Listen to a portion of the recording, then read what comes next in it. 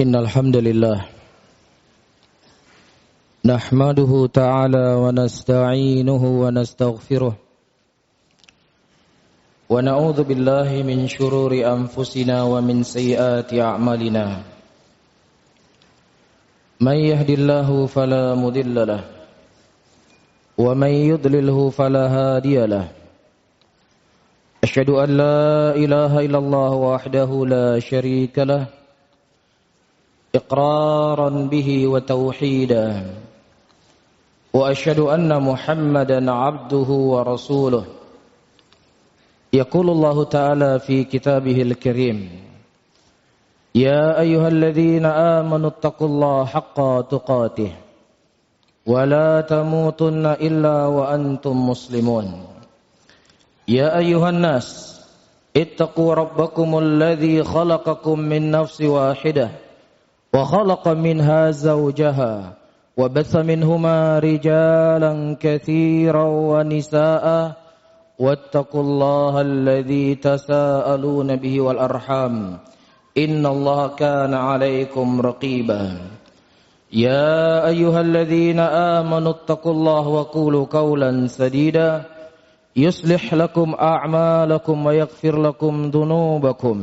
ومن يطع الله ورسوله فقد فاز فوزا عظيما فإن أصدق الحديث كتاب الله وخير الهدي هدي محمد صلى الله عليه وسلم وشر الأمور محدثاتها فإن كل محدثة بدعة وكل بدعة ضلالة وكل ضلالة في النار أعاذنا الله وإياكم عن النار.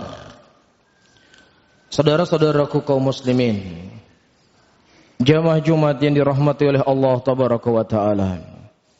Para ulama ketika mereka mendefinisikan tentang apa itu Islam, mereka mengatakan al-Islam huwal istislam lillahi bitauhid wal inqiyadu lahu bita'ah wal bara'atu minasyirki wa ahlihi. Islam adalah ketunduk patuhan seseorang kepada Allah dengan cara mentauhidkannya dan berlepas diri dari segala bentuk kesyirikan dan pelaku kesyirikan. Dua prinsip yang agung di dalam Islam. Yang pertama, seseorang beribadah hanya kepada Allah. Dan yang kedua, ada sikap bara'ah, sikap berlepas diri dari orang-orang yang mereka kufur kepada Allahur Rabbul Alamin. Dan dua prinsip ini Allah Subhanahu wa taala sebutkan di dalam Al-Qur'anul Karim.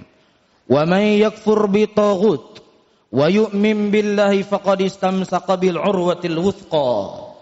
Barang siapa yang seseorang mengkufuri taghut, berlepas diri dari segala bentuk kekufuran dan segala bentuk kesyirikan, dan kemudian dia beriman kepada Allah Subhanahu wa taala, maka sungguh dia telah memegang di atas tali yang sangat kokoh. Ini dua hal yang harus dipenuhi seseorang dikatakan sebagai seorang muslim. Namun kalau seandainya ada seseorang berkata, saya beriman kepada Allah, saya beribadah kepada Allah, saya tidak menyekutukan Allah dengan sesuatu apapun, tetapi untuk mengkafirkan orang yang sudah jelas kafirnya, saya tidak mau. Saya tidak ingin mengatakan bahwasanya Islamlah agama yang paling benar, dan menganggap agama selain daripada agama Islam adalah agama kekufuran. Toh setiap agama juga mengajarkan kebaikan, setiap agama juga mengajak kepada surga. Maka siapa di antara kita yang memiliki keyakinan yang seperti ini, dia belum dikatakan sebagai seorang muslim. Allahur Rahim wa huwa arhamur rahimin telah berkata di dalam Al-Qur'anul Karim, innal ladzina kafaru min ahlil kitab wal musyrikina fi nari jahannam khalidina fiha ulaika hum syarrul bariyah.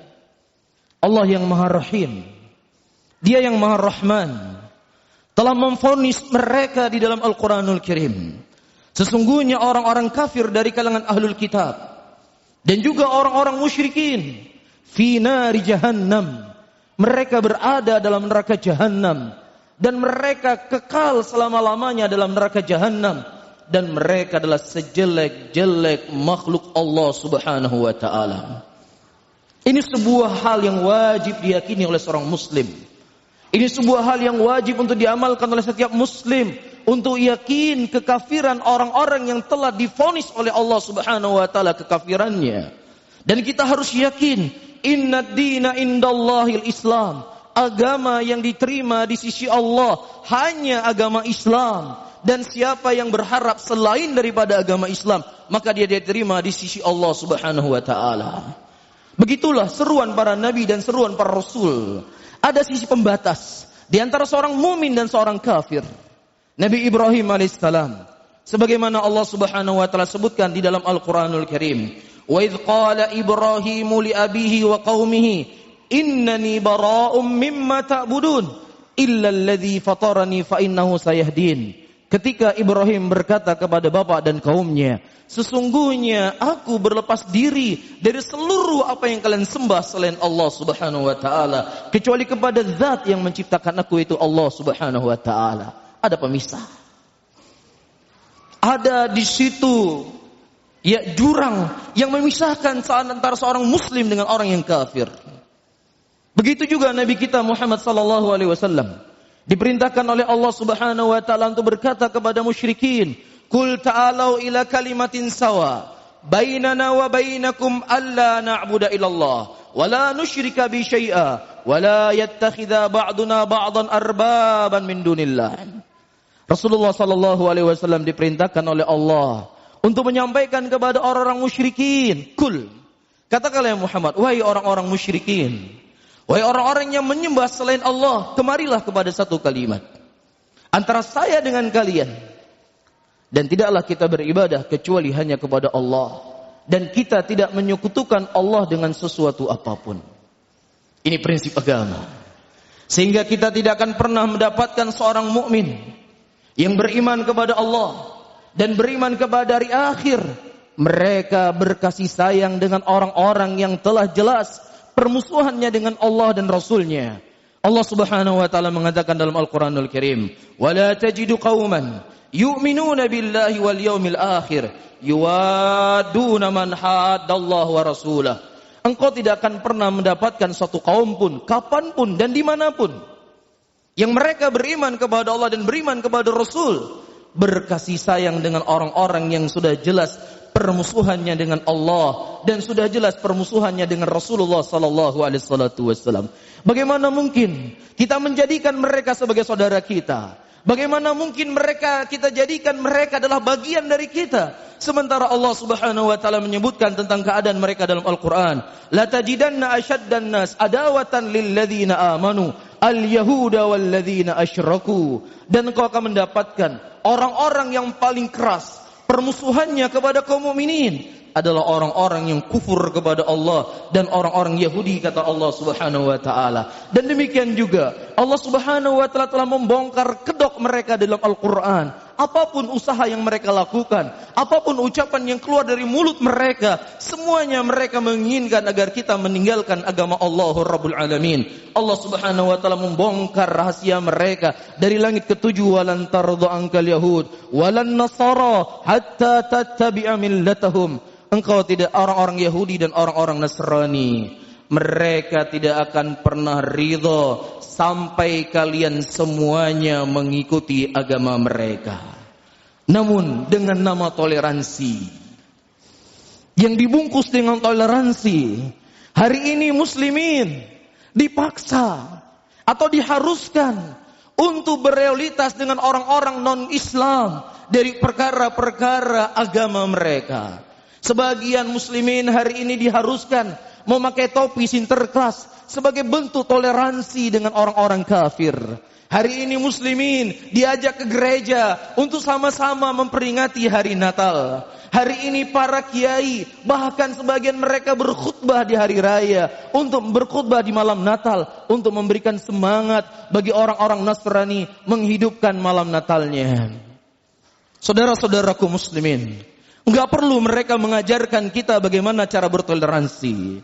Nggak perlu orang-orang kafir mengajarkan kepada kita bagaimana bertoleransi, karena Islam ribuan tahun yang lalu telah diajarkan oleh Nabi SAW bagaimana cara mereka bertoleransi. Jangankan kepada manusia, kepada binatang saja, kepada makhluk yang tidak punya akal, Islam telah mengatur bagaimana cara kita berinteraksi dengan mereka. Rasulullah SAW menyebutkan dalam hadisnya, Innallaha kataba ala kulli syai'in, fa idza qataltum fa asinu qatlah, wa idza dzabhtum fa asinu dzibha, wal yuhidda ahadakum syafratuhu wal yurih dzabihata.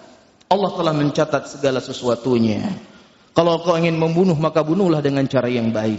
Kalau seandainya engkau hendak mau nyembelih seekor hewan, maka hendaknya kalian menajamkan pisau-pisau kalian agar hewan yang kalian sembelih itu bisa mati dalam keadaan tenang. Orang-orang yang hari ini mengajarkan muslimin bertoleransi, orang-orang menganggap hari ini muslimin intoleransi untuk menyembelih seekor hewan saja. Mereka belum becus. Dia tusuk besi dari tempat keluar kotorannya hewan sampai ke mulutnya, dalam keadaan hewan masih hidup, dibakar hidup-hidup. Kemudian kamu mengajarkan kepada kami bagaimana cara bertoleransi. Bagaimana mereka hendak menyembelih seekor sapi, diikat sapi di sebuah kayu, kemudian dibiarkan dia berguling-guling, kemudian dipukul beramai-ramai. Kamu mengajarkan kepada kami bagaimana cara bertoleransi. Ribuan tahun yang lalu Nabi kami sudah mengajarkan kepada kami hal yang seperti ini. Bahkan bukan hanya kepada binatang, kepada makhluk yang tidak bisa terlihat, jin, dijaga adabnya dalam Islam, dijaga hak-hak mereka dalam Islam. Rasulullah SAW menyebutkan dalam hadisnya, La tastanju bil irath wal idham, fa innahu zada ikhwanukum minal jin.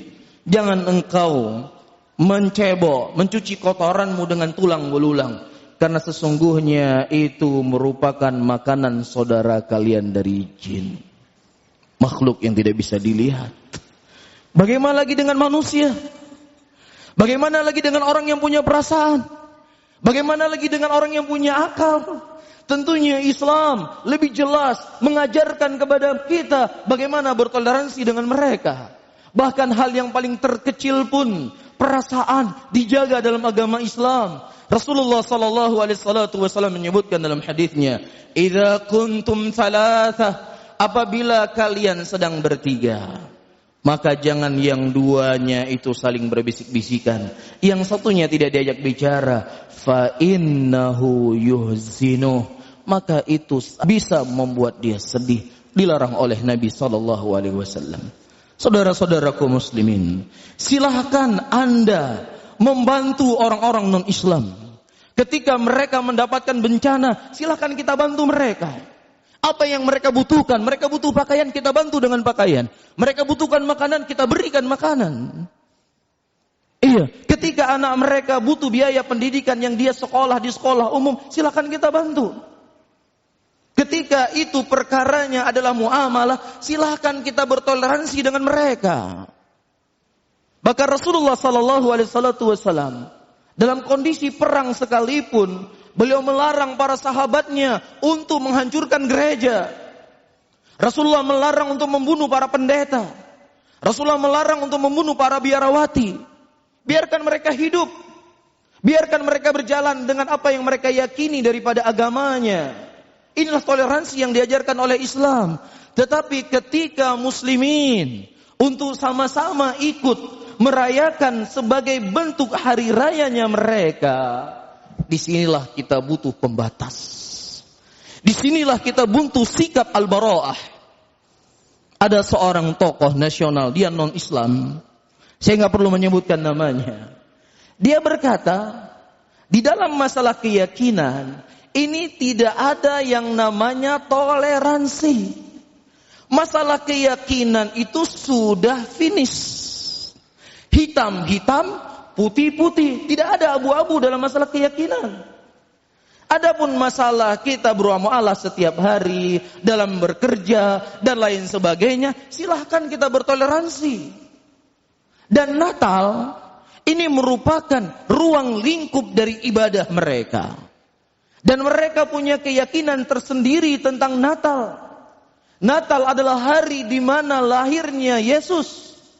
Dan Yesus menurut keyakinan orang Nasrani itu sebagai anaknya Tuhan. Adapun muslimin sudah finish. Muslimin apa yang Allah sebutkan dalam Al-Quran. Qul huwallahu ahad, Allahus samad, lam yalid wa lam yulad, wa lam yakul lahu kufuwan ahad. Finish sudah. Katakanlah bahwasanya Allah itu satu. Dan dialah tempat kita bergantung. Allah tidak beranak dan tidak pula diperanakan. Dan tidak ada sekutu satupun bagi Allah Subhanahu wa ta'ala. Ini keyakinan kita sebagai seorang muslim. Yang tidak bisa diabu-abukan. Ini sudah finish. Tidak bisa kemudian sebagai bentuk toleransi kita memerintahkan atau kita mengucapkan selamat hari Natal. Ketika kita mengatakan selamat hari Natal, jadi seakan-akan kita mengatakan selamat hari lahirnya anak Tuhan. Ini perkara yang sangat berbahaya saudara-saudaraku muslimin. Ini larinya kepada akidah. Ini larinya kepada keyakinan. Rasulullah sallallahu alaihi wasallam menyebutkan dalam sebuah hadisnya, "Innal 'abda la yatakalam bi kalimatin." Ada seorang hamba terkadang dia berucap dengan sebuah ucapan yang dia tidak sadar ternyata ucapan itu merupakan ucapan yang membuat Allah murka dan dia dicampakkan oleh Allah Subhanahu wa taala ke dalam neraka. Justru di bulan-bulan yang seperti ini, di bulan-bulan yang mana manusia banyak bermaksiat kepada Allah, di bulan di mana manusia membuat sebuah kemungkaran yang tidak ada kemungkaran yang lebih besar di muka bumi ini lebih besar daripada keyakinan Allah itu punya anak. Justru kita banyak beristighfar kepada Allah. Kita khawatir, kita takut apa yang Allah ancam dalam Al-Quran. Wa qalu ittakhadar rahmanu walada laqad ji'tum syai'an idda. Takadus samawatu yatafattarna minhu wa tanshaqul ardu wa takhirrul jibalu hadda an da'u lirrahmani walada. Apa yang Allah sebutkan dalam Al-Quran? Ketika mereka orang-orang Nasrani berkata bahwasannya Allah itu punya anak, dan sungguh mereka telah mendatangkan ucapan yang sangat keji, kata Allah tabaraka wa taala. Hampir-hampir langit itu runtuh. Hampir-hampir gunung itu hancur lebur. Dan hampir bumi ini terbelah, kata Allah. Ketika mereka mengatakan Allah punya anak. Rasulullah sallallahu alaihi wasallam ketika ditanya oleh para sahabatnya, "Ya Rasulullah, apakah boleh kami menyembelih di tempat yang bernama Buhainah?" Rasulullah bertanya kepada para sahabatnya, apakah di situ ada perayaan-perayaan orang-orang musyrikin? Apakah di situ ada tempat orang musyrikin menyembelih kepada selain Allah? Kalau seandainya tempat tersebut digunakan oleh orang-orang musyrikin untuk menyembelih untuk selain Allah, maka kalian jangan menyembelih di situ. Perhatikan baik-baik. Muslimin ketika dia menyembelih untuk Allah, ketika dia menyembelih dengan nama Allah. Musyrikin dia menyembelih untuk selain Allah. Dia menyembelih kepada berhala mereka. Beda antara niat penyembelihan muslimin dengan penyembelihan musyrikin.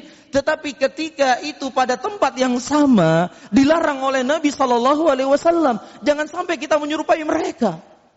Lah bagaimana kalau seandainya Rasulullah hidup di zaman sekarang, melihat muslimin mengucapkan selamat Natal, melihat muslimin mengajak orang-orang untuk menghidupkan, sama-sama meramaikan hari Natal. Para kiai ceramah di gereja mengajak muslimin untuk sama-sama bersenang pada hari itu. Apa yang diucapkan oleh Nabi sallallahu alaihi wasallam? Ketika orang-orang Yahudi mereka berpuasa di hari Asyura, tanggal 10 Muharram, karena hari di mana Allah memerdekakan Musa. Kemudian Nabi sallallahu alaihi wasallam berkata, Musa itu lebih berhak kepada kita. Dan kalau seandainya saya hidup tahun depan, saya akan berpuasa pada tanggal 9 kata Rasulullah, dan tanggal 10. Yahudi berpuasa pada tanggal 10 supaya kita nggak sama mereka. Maka Rasulullah menganjurkan kita berpuasa 2 hari, tanggal 9 dan tanggal 10. Inilah pemisah yang harus kita pegang kuat-kuat di prinsip agama. Adapun masalah toleransi, silahkan Anda bertoleransi dengan mereka dalam urusan dunia Anda, dalam urusan pekerjaan, memberikan apa yang bisa Anda berikan kepada mereka, silahkan. Tapi ketika sudah masuk dalam koridor agama, itu sudah tidak ada lagi toleransi dalam masalah tersebut. Barakallahu li wa lakum fil Qur'anil azim wa nafa'ani wa iyyakum bima fihi minal ayati wa dzikril hakim. Fataqabbalallahu minni wa minkum innahu samii'un alim.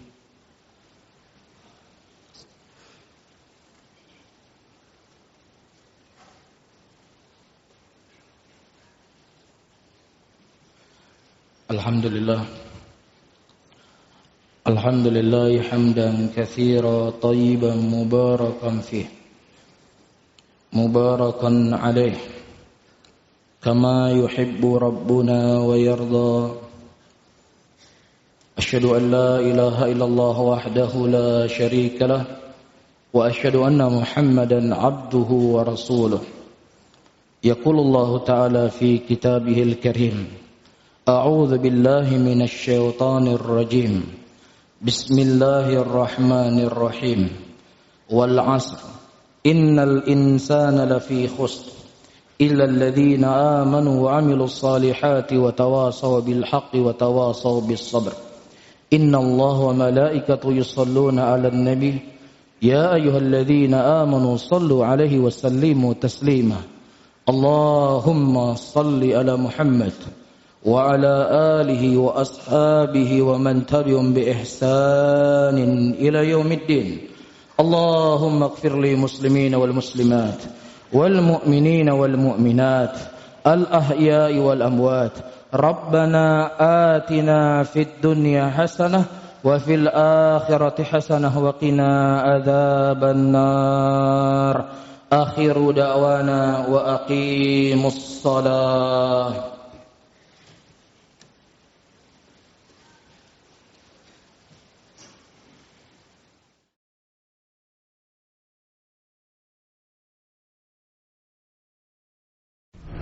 Media Sunnah Aceh.